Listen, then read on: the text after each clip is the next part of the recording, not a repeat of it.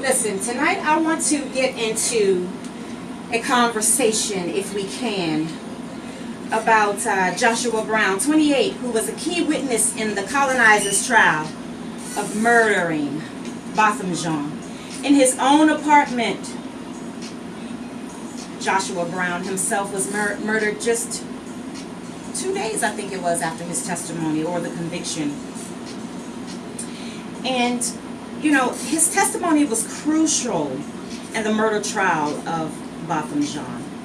Dallas police announced yesterday that 3 men, Thaddeus Green, 22, Michael Mitchell, 32, and Jacquerious Mitchell, 20, traveled 4 hours from Alexandria, Louisiana, to Dallas to purchase said drugs from Joshua Brown.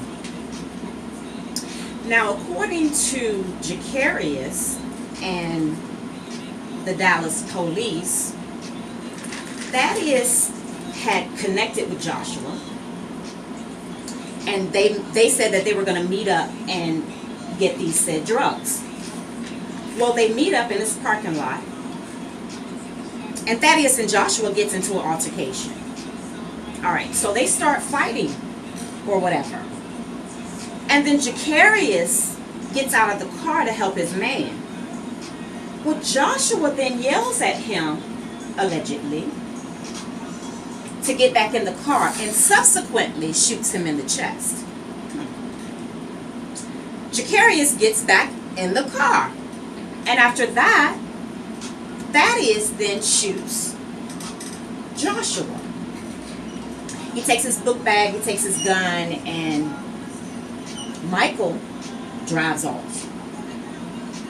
Now, this story came from Jacquerious, who went to the hospital, and he was able to tell the police what happened. But Michael and Thaddeus are still on the run, I believe. I don't think the second one has been. No, I'm telling a story. Michael has been arrested.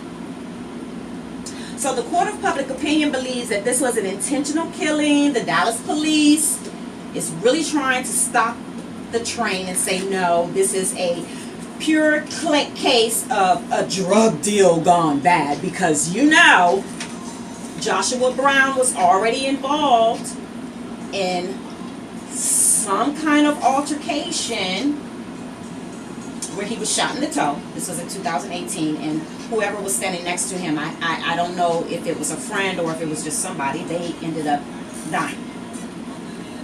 So I'm just wondering, you know, I know people travel to get weight, but if all he had was a book bag, I mean, and maybe it could be a lot of weight in the book bag. I don't know. I've never been in those kind of dealings, and there's no judgment.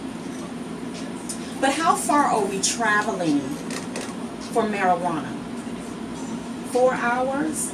Is it that good? You mean to tell me nobody from where you're from has any weed, even if it isn't good? And this particular man that just gave a critical and crucial testimony in the trial of the colonizer who murdered Botham Jean, and who was also going to help the family in a civil lawsuit against the Dallas police, because we all know that 10 years isn't enough. So is it a conspiracy? Is the police plotting against something? Because, you know, you always have to give something to get something. So did they give up this lamb, this doe, that the judge came down from her bench with her 21 pearls for pretty girls, and give her her personal Bible and lead her to Christ, along with the bailiff who stroked her hair, as only sometimes some of them can do? Now,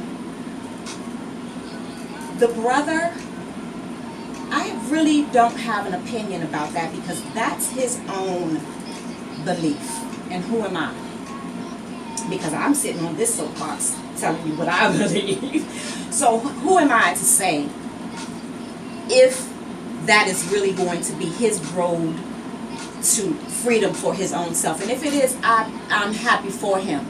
And I pray every day that I get on the same type of spiritual level.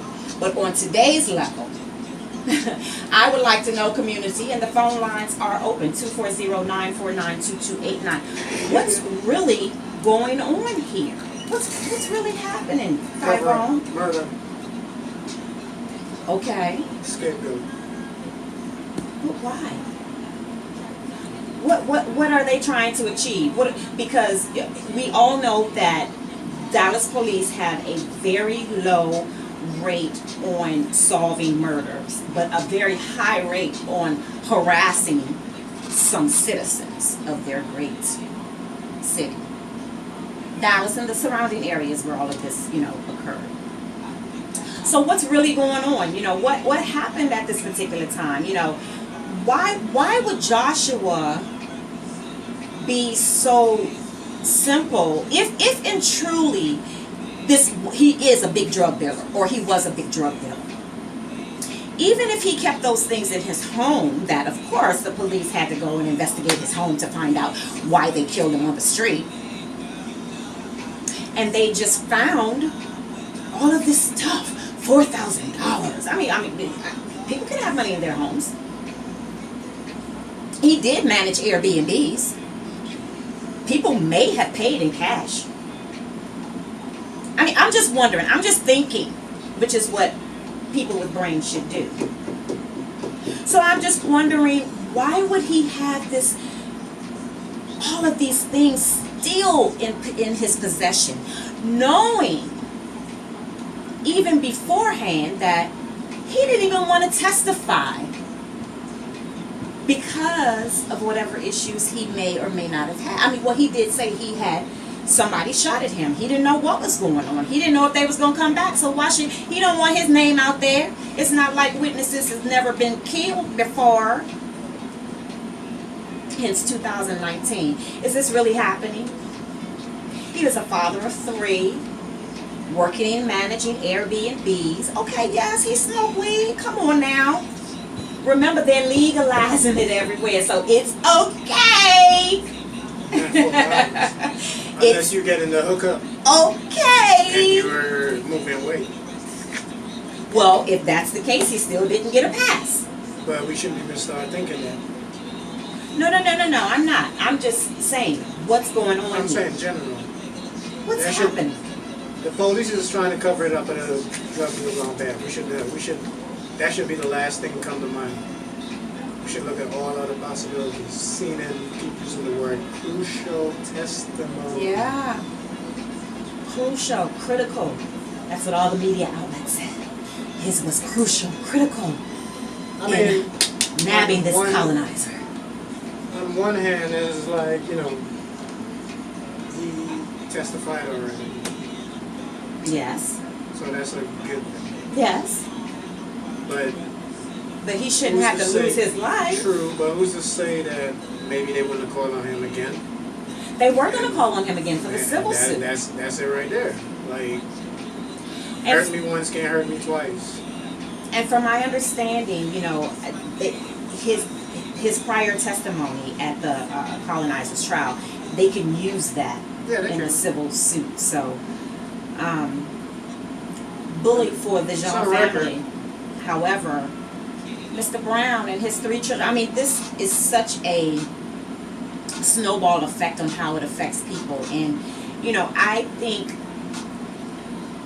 whether you're in Dallas, whether you're in Cleveland, whether you're in Winston-Salem, I don't care where you live, if you, 1, believe in voting, and 2, if you vote in the local elections, that's how we can change these things. Do you know that judge, and I didn't even take the time to get to know her name, was endorsed by the Dallas Police Department? What's going on here? 240-949-2289. The phone lines are open. Get in on this conversation with Momo Love and DJ Firebone. It's Community Voices on Ablazin Radio. You know it is where entertainment lives. Name, girl, you know I be missing that bomb when I'm away. Swear when you shaking them pom-poms, all I can say. Ooh, I think that I found myself a cheerleader. She is always right there when I need her. Oh,